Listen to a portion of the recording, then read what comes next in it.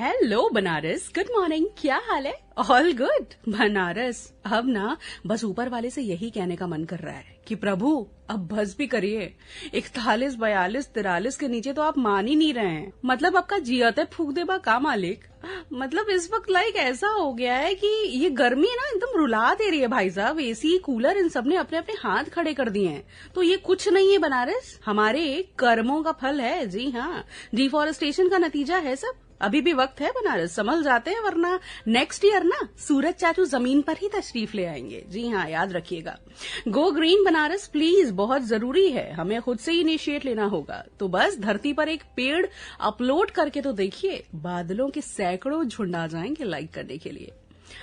Well, ये तो हो गई एक बहुत ही इंपॉर्टेंट बात, पर एक और बहुत जरूरी बात है जो मैं आप सबसे आज शेयर करना चाहती हूँ कि कल ना किसी के मुंह से, किसी खास के मुंह से मैंने एक ऐसी बात सुनी जो सुन के मुझे बहुत अजीब लगा कि हम अपनी बेटियों को हमेशा ये क्यों कहते हैं कि जब वो कोई लायक काम करती हैं, किसी भी चीज की अचीवमेंट हो, कुछ बड़ा किया हो, अपना फर्ज निभाया हो, नाम रोशन किया हो परिवार का, हमेशा ये सुनने में आता है कि बेटा है ये तो हमारा।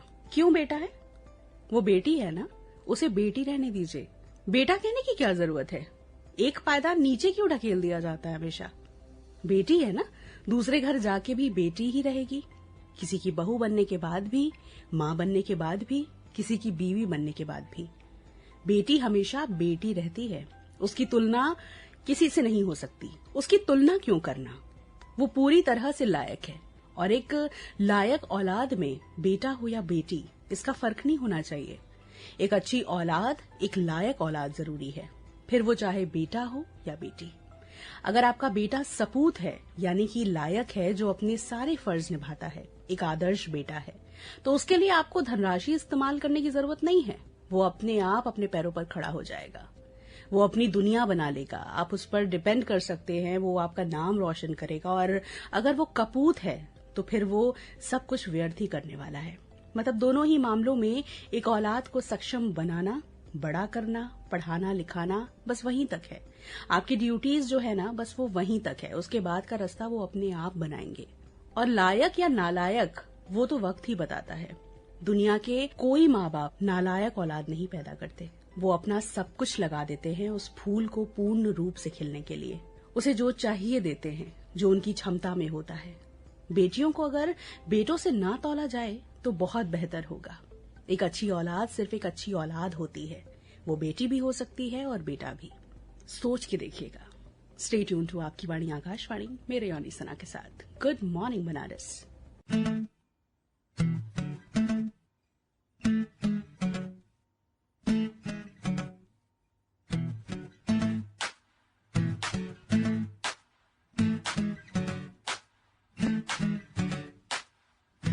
मीठी मीठी सी ये मुनिया सर पे डाले है ये चुनिया क्यों, हाँ क्यों? हो सोनी सोनी सी कुड़ी नू मौज में रहने देना दुनिया क्यों, हाँ दुनिया क्यों? है कितनी शानदार कुड़ी ये कर देगी कमाल, इससे झूमने दे अपनी बीट दे। कुड़ी नू नचने दे, हाँ नचने दे, तू आज लगाने दे ठुमके, हाँ चमके। कुड़ी नू नचने दे, हाँ नचने दे, सारे या फिक्र नू छड़ के बन ठन के। कुड़ी नू नचने दे, हाँ नचने दे, आज लगाने दे ठुमके। हाँ जी, welcome back to Banaras number 1 radio show good morning Banaras, only on world's number 1 radio station, आपकी वाणी आकाशवाणी।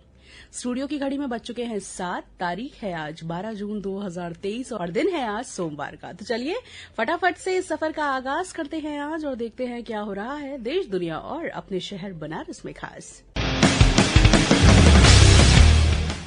श्री काशी विश्वनाथ धाम से जुड़ी ज्यादातर जानकारियां और सुविधाएं अब ऑनलाइन हो गई हैं। जी हां, एक क्लिक पर श्रद्धालु ऐप के जरिए मंदिर का इतिहास भी जान सकते हैं। श्रद्धालु बिना भटके श्री काशी विश्वनाथ ऐप पर भी दर्शन, पूजन, आरती के साथ ही गेस्ट हाउस की बुकिंग भी करा सकेंगे। श्रद्धालुओं की सुविधाओं का ध्यान रखते हुए मंदिर प्रशासन ने ऐप में बड़े बदलाव किए हैं। बाबा विश्वनाथ धाम में श्रद्धालुओं की भीड़ को देखते हुए मंदिर प्रशासन ने सुविधाओं को सुगम बनाने की पहल की है। श्री काशी विश्वनाथ मंदिर ट्रस्ट ऐप पर श्रद्धालुओं को मंदिर के इतिहास के साथ ही द्वादश ज्योतिर्लिंगों, त्योहार और मंदिर से जुड़े उत्सवों के बारे में भी जानकारियां मिलेंगी। श्रद्धालु दर्शन, पूजन के साथ ही मंदिर में दान भी अब ऐप के माध्यम से कर सकेंगे। ऐप के जरिए ही बाबा विश्वनाथ के लाइव दर्शन की सुविधा को भी दोबारा शुरू किया जा रहा है। इसके साथ ही मिशन सशक्त काशी के तहत दिव्यांगों के लिए आज यानी 12 जून से 30 जून तक 103 न्याय पंचायतों में शिविर लगाया जाएगा। जी हां, इसमें दिव्यांगता प्रमाण पत्र बनाया जाएगा, साथ ही सहायक उपकरणों के लिए पंजीकरण किया जाएगा। जिला दिव्यांगजन सशक्तिकरण अधिकारी राम प्रकाश सिंह जी ने बताया कि शिविर में डॉक्टरों की टीम दिव्यांगों का चिन्हांकन कर उनका प्रमाण पत्र बनाएगा। दिव्यांगों को कृत्रिम सहायक उपकरण, शल्य चिकित्सा, विशिष्ट दिव्यांगता पहचान प्रमाण पत्र, यूडीआईडी कार्ड के लिए भी पंजीकरण होगा। उन्होंने बताया कि सभी 8 ब्लॉकों के न्याय पंचायतों में अलग अलग दिन शिविर लगेगा। आज सभी ब्लॉकों की एक न्याय पंचायत में सुबह 10 बजे से शाम 4 बजे तक ये शिविर लगने वाला है।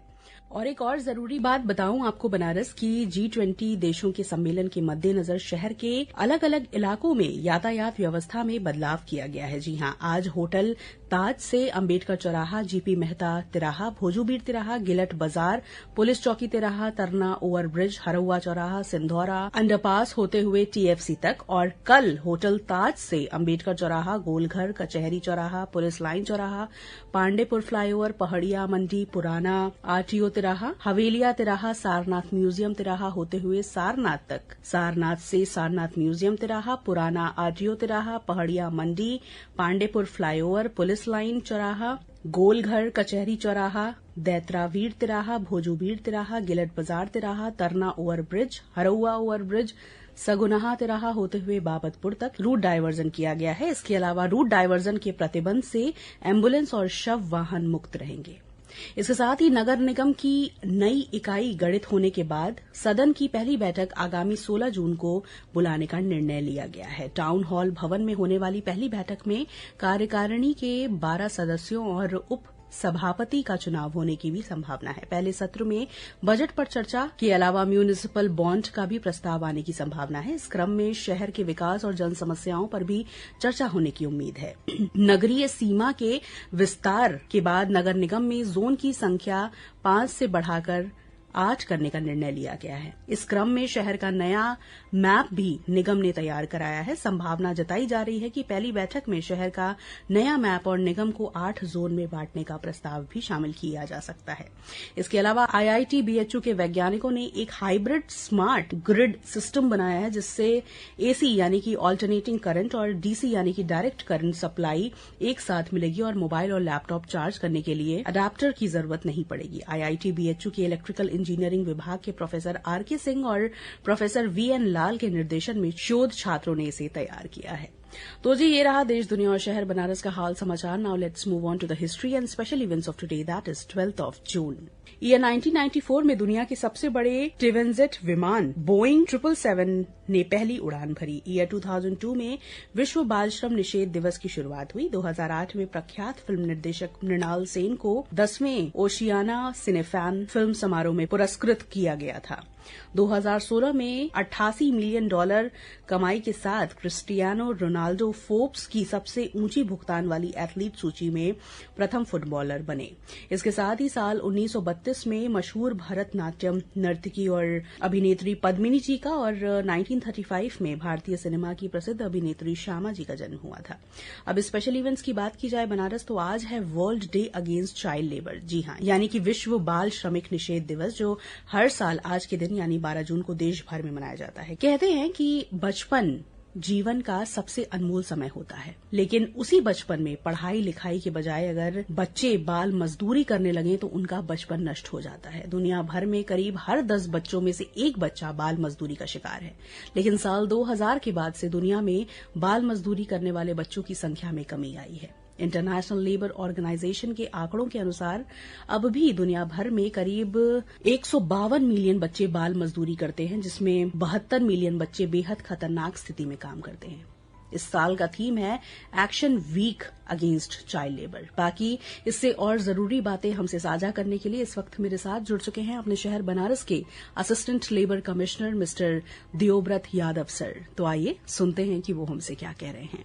सभी जनपदवासियों को मेरा सादर प्रणाम। मैं सहायक समायुक्त वाराणसी देवव्रत यादव। आज 12 जून को विश्व बाल श्रम निषेध दिवस के अवसर पर आप लोगों से कुछ बातें शेयर करना चाहता हूं। आप सभी लोग यह जानते हैं कि पूरे विश्व में गरीबी, कुपोषण के साथ साथ बाल मजदूरी एक गंभीर और बहुत बड़ी समस्या है।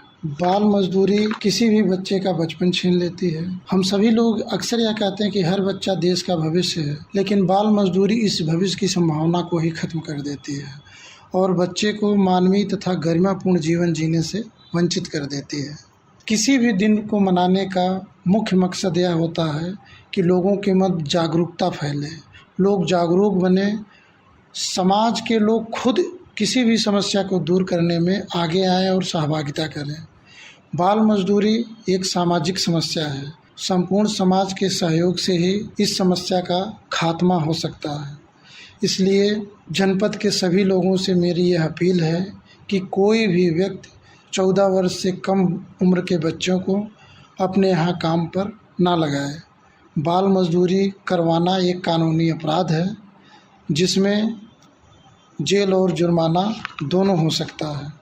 जिला प्रशासन और विभाग द्वारा लगातार चाइल्ड लेबर रेस्क्यू अभियान चलाया जा रहा है। अगर कोई भी व्यक्ति अपने यहाँ बाल श्रमिकों से कार्य करवाता हुआ पाया जाता है तो उसके विरुद्ध कठोरतम कार्रवाई की जाएगी। सभी जनपदवासियों से पुनः अपील है कि किसी भी हाल में अपने यहाँ बच्चों से काम ना करवाएं। अक्सर हम ये देखते हैं कि लोग अंतरात्मा की आवाज़ सुनने लगते हैं और ये कहते हैं कि गरीब था इसलिए हमने काम पर रख दिया, लेकिन अंतरात्मा की आवाज़ और कानून में आपको कानून को चुनना है। संविधान की अनुच्छेद 24 में स्पष्ट रूप से 14 साल से कम के बच्चों से काम करवाने पर पाबंदी लगाई गई है। इसलिए एक जिम्मेदार नागरिक की तरह हमें कानून का पालन करना है और अपने संविधान में जो आदर्श हैं, जो संविधान में जो नियम और उपनियम बनाए गए हैं, उसका अनुपालन हमें सुनिश्चित करना है। तो पुनः आप सभी लोगों से मेरी यह अपील है कि बाल श्रम एक सामाजिक समस्या है और सभी के सहयोग से ही इस समस्या से छुटकारा पाया जा सकता है। अतः सभी लोग इस चीज़ का ध्यान रखें कि 14 वर्ष से कम उम्र के बच्चे को किसी भी हाल में अपने यहाँ काम पर ना लगाएं। आप सभी लोगों को इस अवसर पर ढेर सारी शुभकामनाएं और सभी का धन्यवाद। बहुत बहुत धन्यवाद सर, अपना कीमती वक्त देने के लिए और हमसे जुड़ने के लिए। हाँ जी, बनारस देखिए, हमारी काशी या यूं कहें कि महादेव की नगरी। हमारा बनारस एक ऐसा शहर है जो तमाम भागदौड़ से दूर अपनी अलग मस्ती में मगन रहता है। यकीनन यहाँ आने वाला हर व्यक्ति भी अपनी परेशानियों को भूलकर यहाँ की गलियों से लेकर गंगा घाट और सुबह शाम होने वाली पूजा और गंगा आरती में मग्न हो जाता है। यहाँ का नजारा सचमुच एकदम अलग और अनोखा नजर आता है। भारतवर्ष में ऐसे तो अनेकों पूजनीय स्थल हैं जहाँ लोग अपनी श्रद्धा और भक्ति से पूजा अर्चना करते हैं। भारतवर्ष में बनारस एक ऐसा स्थान है जहाँ पर अनेकों देवी देवताओं का पूजा स्थान और अनेक घाट भी हैं। ऐसे तो बनारस में कुल 84 घाट हैं और सबका अपना अलग अलग महत्व है। तो चलिए आज आपको बताते हैं 19वीं शताब्दी की शुरुआत में नेपाल के राजा राणा बहादुर शाह द्वारा निर्माण किया गया ललिता घाट के बारे में। गंगा नदी के प्रमुख घाटों में से एक है ललिता घाट। इस घाट का नाम देवी ललिता के नाम पर रखा गया था। इस घाट पर ही प्रमुख नेपाली मंदिर और ललिता गौरी मंदिर भी स्थित है। बनारस की परंपरा में नवदुर्गा के साथ साथ नवगौरी की भी विशेष मान्यता है और इन्हीं नवगौरी में शामिल हैं ललिता देवी। इन्हें समर्पित ललिता घाट भी अपनी विशेष मान्यता लिए हुए है। ललिता घाट से निकलते हुए मार्ग में एक ही ललिता देवी का एक ख्याति मंदिर है जो अत्यंत प्राचीन है। वैसे तो इनकी पूजा हर महीने यानी साल भर की जाती है, लेकिन इनकी पूजा चैत्र और शारदीय नवरात्रि में करने का विधान रहा है। यहाँ पर स्थानीय लोगों के अतिरिक्त राजस्थानी, नेपाली और गुजराती समाज समाज और देश के सभी कोने के साथ साथ विदेशी लोगों का अधिकतर आना जरूरी होता है। चैत्र और शारदीय नवरात्र के अतिरिक्त गंगा दशहरा, देव दीपावली और कार्तिक मास में यहाँ स्नान, दान और पूजन की विशेष मान्यता है। और एक बहुत जरूरी और खास बात यहाँ की ये है कि या यूं कह लीजिए कि ऐसी मान्यता है कि यहाँ पर आकर दर्शन का आनंद जो प्राप्त कर लेता है उसे पूरी दुनिया के देवी देवताओं का दर्शन और आशीर्वाद प्राप्त हो जाता है। साथ ही यहाँ ललिता देवी का आशीर्वाद लेने से जीवन की सभी समस्याएं दूर हो जाती हैं और जीवन में सुख समृद्धि की प्राप्ति होती है। और किसी ने क्या खूब कहा है कि गंगा के घाटों की रौनक जैसे एक सपना सा लगता है। अनजान कोई भी हो, बनारस सबको अपना सा ही लगता है। तो बस इन्हीं बातों के साथ छोड़े जा रही हूँ आपको विद दिस ब्यूटीफुल ट्रैक। मिलूंगी आपसे 8:45 पर मधुरिमा के साथ। अब से थोड़ी देर में यानी 7:20 से प्रादेशिक समाचारों का सिलसिला जारी रहेगा, जिसे हम अपने लखनऊ केंद्र से रिले करेंगे। सनाओ this is Sana heading of. खुश रहिए, प्यार बांटिए और 24 घंटों में किसी ना जानने वाले की खुशियों की वजह बनिए। जैसा कि मैंने हमेशा कहा है, कहती हूँ और कहती रहूंगी भी कि बहुत सुकून मिलेगा, ट्राई जरूर कीजिएगा। चलती हूँ, टाटा बाय बाय, दुआओं में याद और अपना ख्याल रखिएगा। तू बन जा गली बनारस की, मैं शाम तलक भटकूं तुझ में।